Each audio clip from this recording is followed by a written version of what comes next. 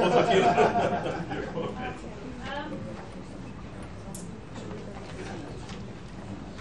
I think we don't need to look for a complex solution if there is a simple solution.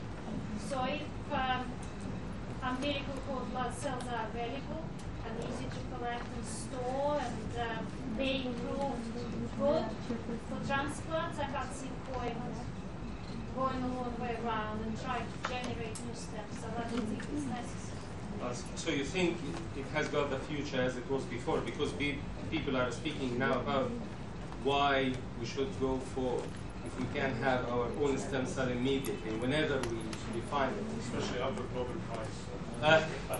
Putting in mind that you still have a chance, 1 in 40,000 chance of using what you have stored for 25 years. So I think the induced pluripotent stem cells, to get these cells to the market, would need probably 10 years to get all the regulatory approvals, and the treatment is going to be very expensive. Very expensive. Yeah. Because you put in a whole purifying cells, transfecting them, growing them in culture, bulking them up.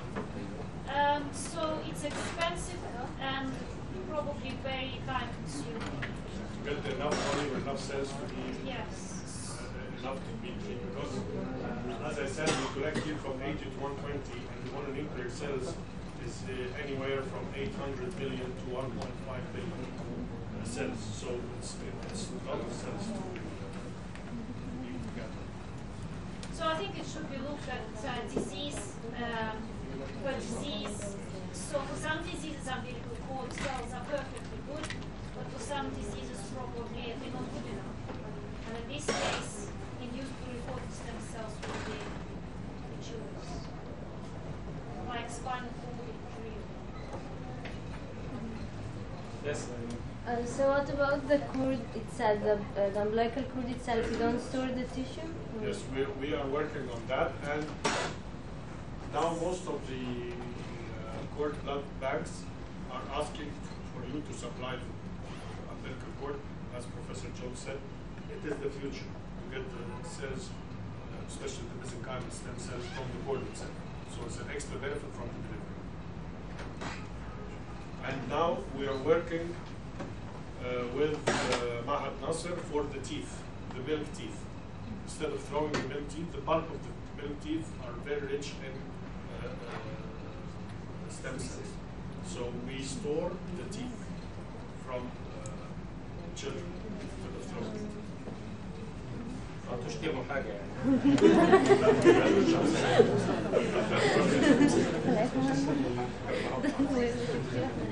شكرا جزيلا دكتور عبد الحليم. Thank you very much. So the last talk in this session, I'm going briefly in a very short time. I'm going to show you a new area of in which the stem cell might be beneficial, and I'm going to show you the project we are going on now in the Ahmed mansoura. The Neoogenesis of potentials of success.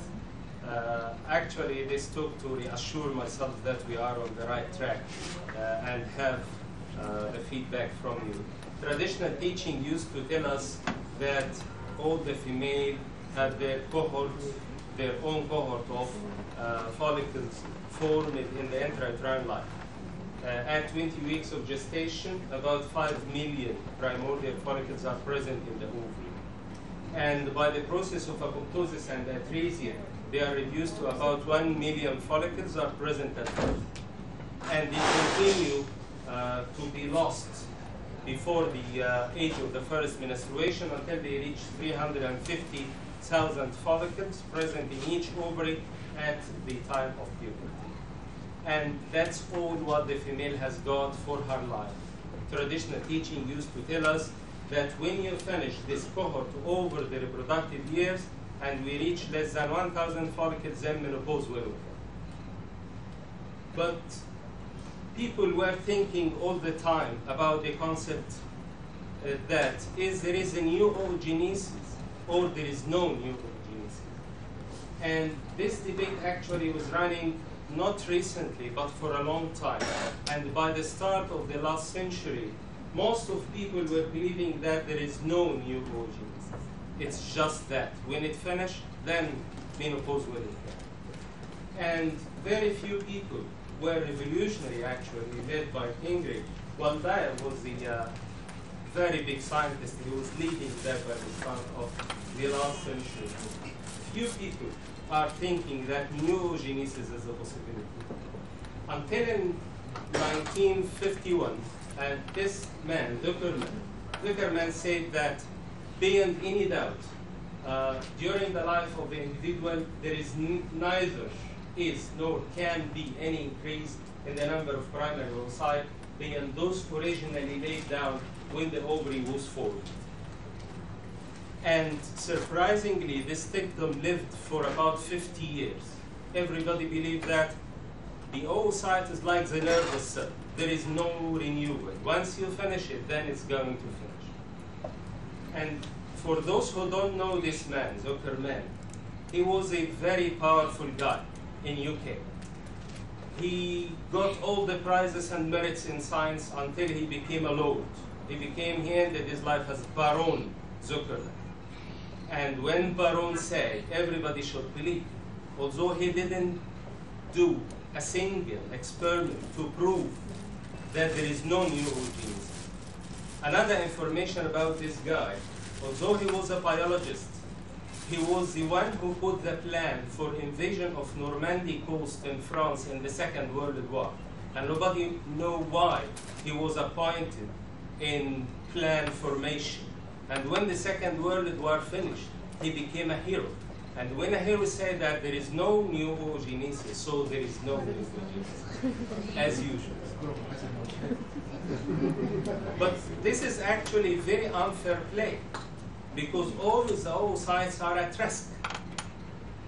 If you have a cohort which is not going to be renewed, and you are going to losses any time, then there is no way to get the fertility back.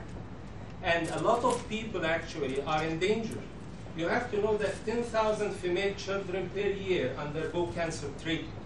They are going to have chemotherapy with survival rate at least 80%. They will live, but they will live infertile because the cohort of oocyte will be destroyed by the chemotherapy. You have to know as well that 15,000 breast cancer patients per year under the age of 40 are discovered. And these are going to be treated with radiotherapy and alkylating agent again. 55,000 cancer cervix are occurring below the age of 40. Those ladies might need to be pregnant later, but they couldn't because the pelvic irradiation for treatment of cancer cervix is going to totally destroy the cohort of the follicles present inside. Those unlucky girls who are going to be exposed to adjunct or prophylactic oophorectomy, or those who are going to have autoimmune diseases which destroy the ovary, like systemic lupus erythematosus. Sometimes they have lymphocytic oophorytis and no more follicles are present in the ovary. 1% of the girls are going to have familial premature ovarian failure. They just stop the menstruation because they have finished their cohort of oocyte. Those who are working in the field, as I told you before, in the field of reproduction, know the group of poor ovarian responders. Those who marry late have a very poor cohort, and they want to be pregnant, but we couldn't, even if we did IVF for them. As I told you, not that old, but a bit around. So the current solution, so we have many people who might need oocyte, but we couldn't offer them oocyte because the concept that there is no new oocytes are going to be formed. The current solution for this problem is what we call egg donation and egg sharing. Approved, they are going either to have it from one who is going to donate it, or they are going to buy it. And you can have advertisement like that over the net all the time. And they give the oocyte, and by the technique of IVF or ICSI, they are going to have a baby transferred to their uterus. But this is totally unethical and even unreligious in many communities, including our community. So the current solution of the problem is absent.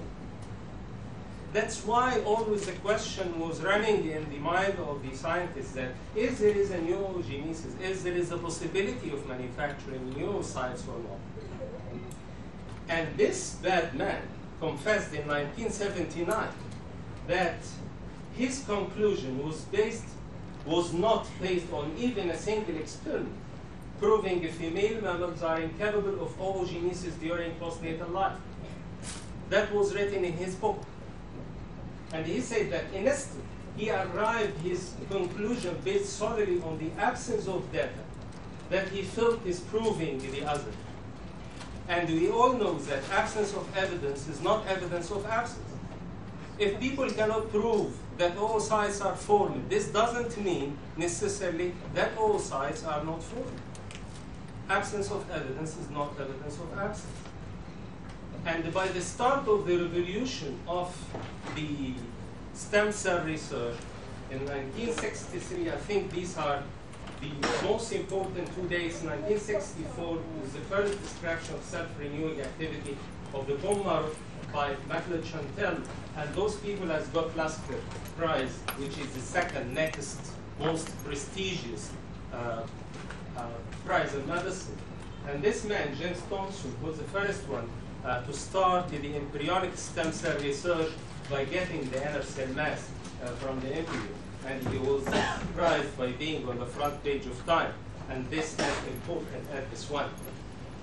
And you know that 2 Nobel Prizes has been given for the stem cell research, one in 2007 for Mario Calucci and his colleagues, and this year, just last month, for Gordon and Yamanaka. And the stem cell started to give an answer for the new oocyte formation. So the race has started for attempts to form new oocytes. So let me rapidly show you where we are standing, the state of the art of the new oocyte formation. People are proposing these sources for the new oocytes to be formed. The first one was the embryonic stem cell. Buzz Hubner in 2003 was the first one who showed that the possibility of a formation of oocyte-like structure by the technique of adherent culture, and the floating cell which looks morphological to be like the oocyte. And after that, Kaplan and King in 2006 and 2007, they showed in a biological co-culture, and this more reasonable, that embryonic stem cell can give oocyte. And Clark did the first human attempt using the embryonic stem cell to form embryoid body, expressing the markers of human germ cell.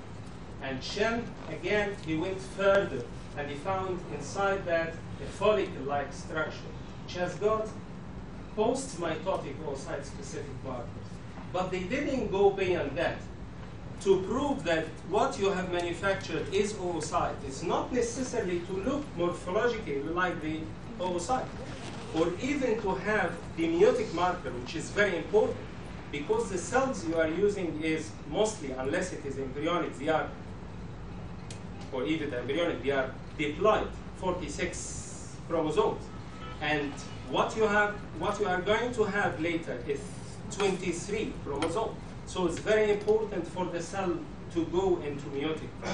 So actually with the embryonic stem cell, there is no meiosis and no further cleavage. They stop at this stage. So people went to another source, with the germinal epithelium of the ovary. It's one concept I'm telling my junior colleagues, that I think there is undifferentiated cells which are present, like the undifferentiated mesenchymal stem cell in the bone marrow. But there are cells which went steps forward to be present specifically in the organ. So you can find the stem cell in the brain, in the heart, in the liver, and in the ovary itself. And they proved that the stem cell of the ovary are present on the outer surface of the ovary, the germinal cell of the ovary. There are actually 2 papers coming from Harvard degree. This is a very prestigious place. You know the good papers by the persons and the place and the journal they are going to be published in. I personally was fascinated by these 2 papers actually. It's published from the same group, it's Tilly, Johnson and Tilly group in 2004 and 5, because these were very well designed papers published in very high ranked journals in Nature and in Cell, and they are very well designed, and they were very inspiring, at least for me, to attract my attention to the use of a stem cell for functioning. But what happened? As usually, what's revolutionary thing happened? More than 11 critical publications criticizing these two papers appeared in 1 year from a very good places, published in very good places by very good persons as a revolution. But the idea stayed. The first paper say germline stem cell and follicular renewal in postnatal mammalian ovary. In this paper, they proved that there is neoogenesis by a simple mathematical model. They say that in the mice, the rate of decline of the oocyte doesn't go up.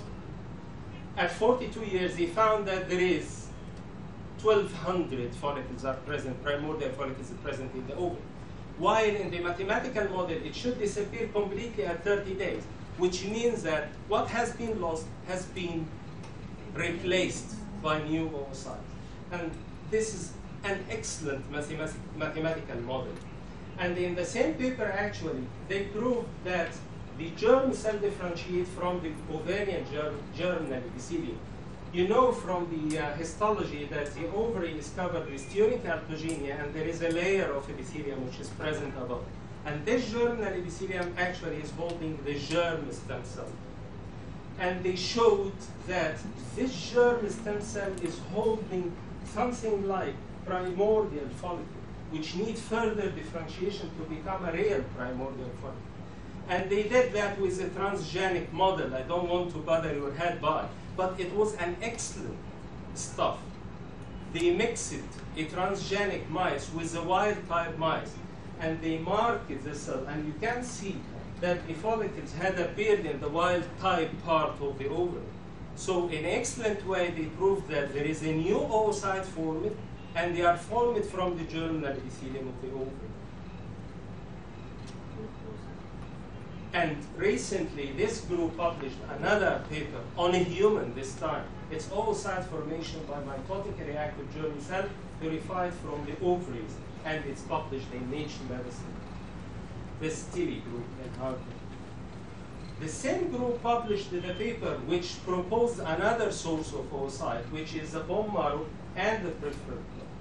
And in 2005, they showed that bone marrow transplantation restored the production of oocyte in wild-type mice sterilized by chemotherapy. They got mice, they gave it chemotherapy to destroy the ovary, and they did bone marrow transplantation from transgenic mice, and they found after complete destruction of the ovary, transplantation of the bone marrow caused the renewal of the formation of oocyte in the ovary. And it has got markers, and it has got GFP, that's the green fluorescent marking of the cell, which means that it's coming from the bone marrow. Everybody can think about it. And they saw that although there is a few stem cells present in the blood, but the blood transfusion to the mice again has corrected the problem. And it showed that the ovary, after being devoid of primordial follicle, has got primordial follicle in again. Somatic cell might be an origin dice, was the first one. I asked Elena to give an idea about whether the somatic stem cell can be a source or not. Dice published in 2006 oocyte-like structure, and they said that it went to spontaneous cleavage later. And all of us remember Karim Nairinian, that in UK, Newcastle, I think, that the man who announced that he manufactured the sperm from stem cell and everybody in the world, and he gave a hope for all azoospermic persons. They are going to have sperms back using skin. But unfortunately, it was a sperm-like structure, but it didn't function like skin. But there is one idea I want you to just think about, and I think we were discussing that with Elena. Sometimes, as regards the bone marrow mesenchymal stem cell, when you inject it somewhere, it doesn't cause formation of the, let's speak about the heart. I always speak to you about the heart. they doesn't form, when you inject bone marrow stem cells from the bone marrow into the heart, they don't necessarily form a cardiomyocyte, but they pave the land for the internal stem cell present in the heart to proliferate and to heal the damage. So the same situation might occur, because many of the scientists actually thinking this way, that if it doesn't work in forming a full function, that's what I'm always thinking about, is the undifferentiated mesenchymal stem cell capable of giving an oocyte which is totally functional, or if we are going to inject it inside the ovary after running, so it's going to heal the damaged ovary. We have to think about this idea, I'm not sure. And I'd like to finish with what is the latest. You know, we were just mentioning those two persons. This Gordon, Sir Gordon, the UK person, and this Shinya Yamanaka, this is the Japanese person. This one who proposed that there is a possibility of formation of IPS by doing the frog, on the frog. And it was published in 1962. In the same year, Yamanaka was born, 1962. But he performed the idea that one introduced in 1962, in 2006, and is one of the most rapid Nobel Prize given. That in 2006 he published the first paper, in 2012 he got the Nobel Prize. This man said that the somatic cells, like the skin cell, with a simple recipe with transgenic factors injected inside the cell, it can be transformed into pluripotent cell. So we can use it for manufacturing or whatever. This is the idea. And those people in Kyoto University published just last month, 4th of October, 2012, that they used the induced pluripotent cell to obtain these mice. However, we have to remember that they used a mixture of already present primordial germ cell. Because I have you to remember that it's not the oocyte which is important, but the granulosa cell complex which is present around. And so far, there is no formation of the granulosa cell complex. So even if you can manufacture the oocyte, you still need the ovary to be present. To inject the oocyte, you manufacture the outside in. So this complex is going to be formed. So it will be a functioning oocyte. So when they put it inside the ovary, they brought it out with the complex formed and injected with sperm and got this mice in 4 weeks' time. There is a lot of things to be said about manufacturing oocyte. But what I want you to, what I want myself to believe, that it is possible. And the race has started. And the racers are on the right track. And just a couple of slides, I tell you what we are doing about this project. It was one of my dream projects, started many years, and we are performing now in the MERD. Its name is Experimental Manufacturing of New Oocytes, both in vivo and in vitro, to treat induced ovarian failure in mice. It's an STDF project, that's its number. For my colleagues who doesn't know the STDF, it's a science and technology for farm development. This is a big competition. It ends with a £1 million fund. And this project, among other projects, has got the fund. So it has got the £1 million, so we can pay for the stuff we have. And this is a back group. We are working in this group. Professor Muhammad Soh is a co-principal investigator, and we added Elena because she's going to collaborate in the work of this project. It's going to be performed in 2 years, but I'm going to tell you what we are looking for. We are looking for manufacturing the oocyte in the way you just hear, but we are concentrating on these most convincing sources. The ovarian source is germinal epithelium of the ovary, but we are trying mesenchymal stem cell from bone marrow, peripheral blood, and adipose tissue as well. And this is going in 3 phases. The phase 1, we are preparing the premature ovarian failure model. that when we are going to work, we have finished this stage, we have prepared the model, we use the chemotherapy, you know that now when it's completely destroyed, what is the way of healing, etc., etc. So we have got a model of premature ovarian failure, which is very important step. In the phase 2, we have finished setting the land for the phase 2. We are going to heal this premature ovarian failure either in vivo with stem cell therapy using the 3 sources I told you, mesenchymal stem cell from the adipose tissue, from the bone marrow and the peripheral blood, and at the same time we are going to in vitro culture the surface germinal epithelium to have oocyte-like structure to be injected back into the ovary of.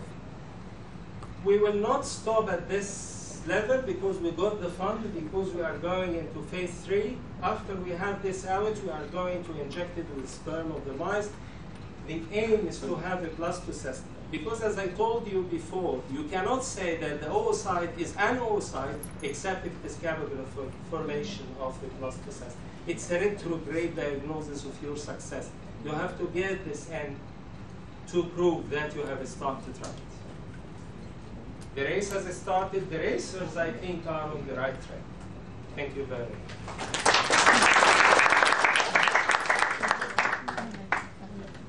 So, any questions?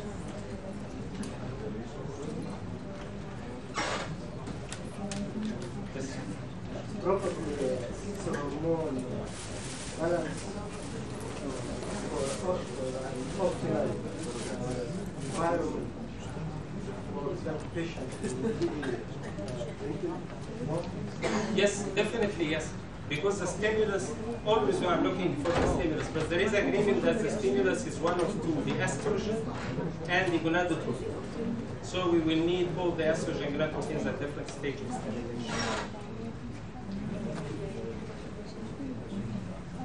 Thank you very much. So if you don't have any questions, so we will be happy to close this session. Thank you very much.